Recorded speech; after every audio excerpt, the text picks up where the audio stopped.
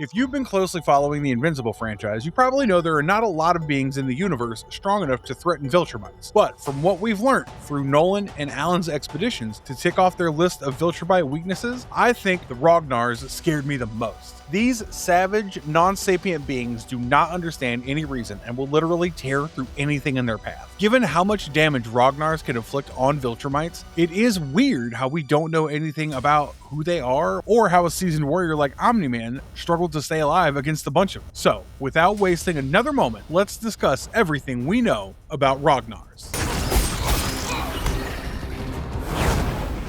Who are Rognarrs? Who created? Just like we discussed in the overarching Invincible lore, Rognarrs are known to be savage and brutal alien beasts who are almost unstoppable, as they're one of the very few species in the galaxy who are actually capable of dangerously injuring or even killing Viltrumites. You have to understand that they're evolved on a planet with incredibly intense and dense gravity, which pretty much forced them to become extraordinarily tough just to survive. Because of that, they have unprecedented levels of strength, durability, and endurance that rival even the Viltrumites themselves. Apparently, these beings were first encountered by Nolan Grayson while he was on a mission to investigate their planet for the Viltrumite Empire, and even he was surprised by how horribly wrong that went, as these extraterrestrial beasts could immediately subdue him by pinning him down and tearing into his flesh. While they couldn't fly, the Rognarrs could jump through massive distances and catch Nolan when he tried to fly away. That was truly one of the rare moments where Nolan's life was genuinely at risk. No one really knows how he managed to get away,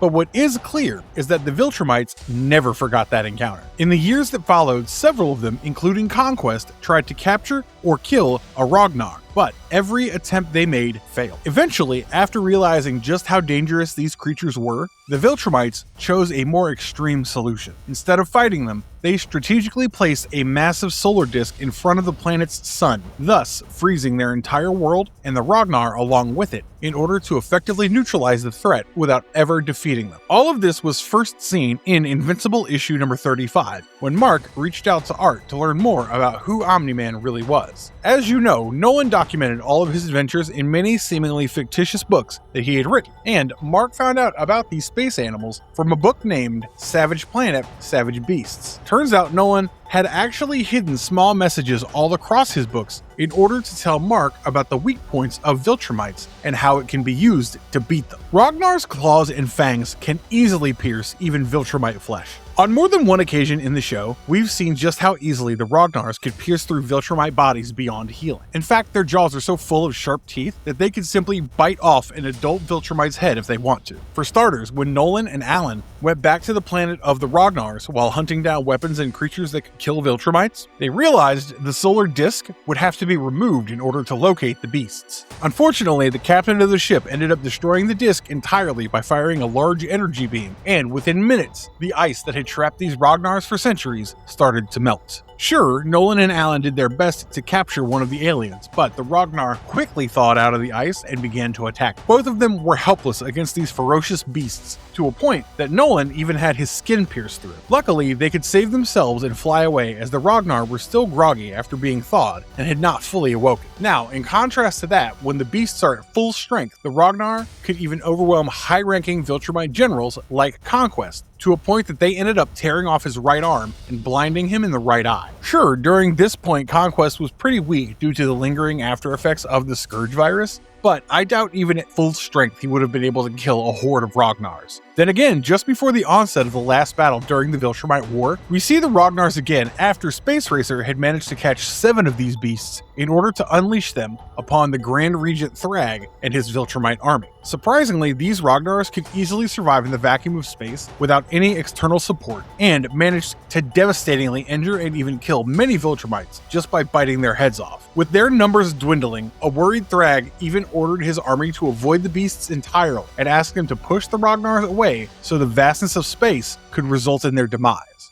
I think the last time we see the Rognarrs in action was in Thraxa, the planet that Thrag had occupied during his exile, and used it to breed an army of his children who could grow up and help him restore his position as the leader of the Viltrumites again. During this time, the Coalition had also sent battle beasts to kill Thrag, but the hordes of Rognarrs became too much for Thrag to handle alone, to a point that one of the beasts even disemboweled the undefeated Viltrumite warrior. If it were not for Battle Beast's madness to achieve a fair fight where he helped Thrag kill all the Rognarrs so they could have a one-on-one duel, I think those beasts would really have ended Thrag's tyranny for good. Ragnar are strong enough to be a danger to the most powerful being. While Viltrumites do last longer in a fight against Ragnars, in most cases their chances of surviving from a direct combat with these colossal reptilian creatures who are covered in tough orange-red scales are very slim. To make matters worse, Ragnars love to attack in packs, so 6 of these beasts against one nearly invulnerable Viltrumite would kill the latter in probably 6 minutes or even less. Even if the Viltrumite did try to escape, because of their powerful hind legs, it would only take one of the Ragnars from the pack to leap up and catch them.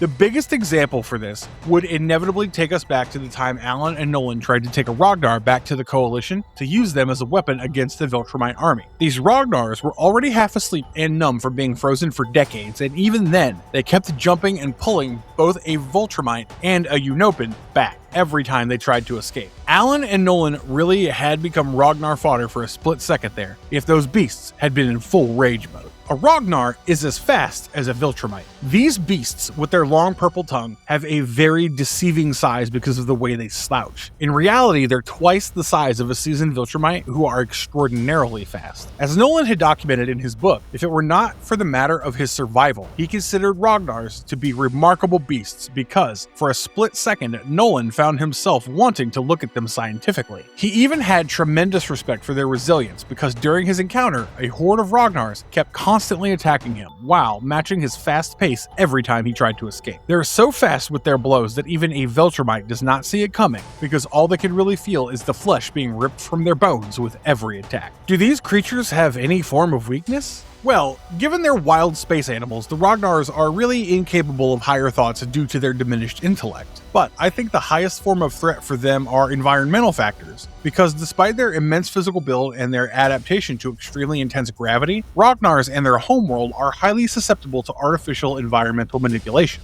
That is how the Viltrumites contained them, by deploying a solar disk device that ended up covering them from the sun and freezing them for eons, until Captain Pikel destroyed the disk during a joint coalition mission to capture a few of these beasts. In fact, I think Space Racer was the only one who would capture them using his infinity ray gun, as a blast shot out of it could cut and burn through literally anything. Well, that brings us to the very end of this video. I genuinely believe 100 Rognarrs could take down 50 Viltrumites within a few days, especially in direct combat. What do you guys think? Let us know your thoughts and theories in the comments below.